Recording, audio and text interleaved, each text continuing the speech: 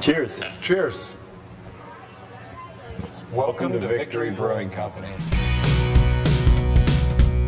At the risk of potentially offending some of our audience, lager beer is a step in the maturity of someone's palate. So Festbier was, of course, the first beer we ever brewed here at Victory Brewing Company. It was December of 1995, right?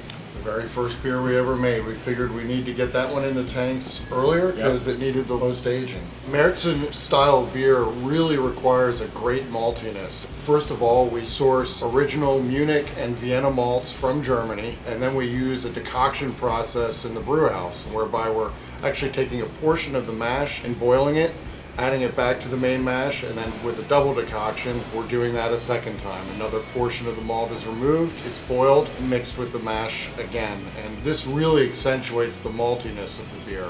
I remember speccing our original brew house, and the capability to do decoction was never really debated.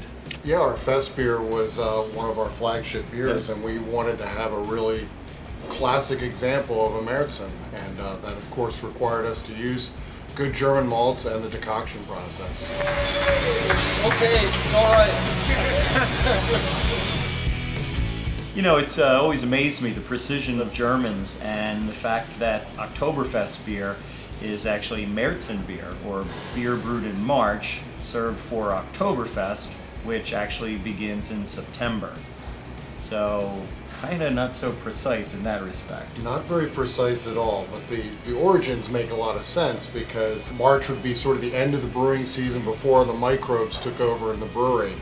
And so they would put away this March beer for the summer in the caves originally. Basically, when they were ready to brew again, they wanted to use up the last of the stored Märzen, and they would have a festival. And Oktoberfest, of course, is the most famous of all of those. We feel that this lager in particular, Victory Festbier, is a great way to really reinvigorate your taste buds and go deeper into enjoying the celebration that is lager beer.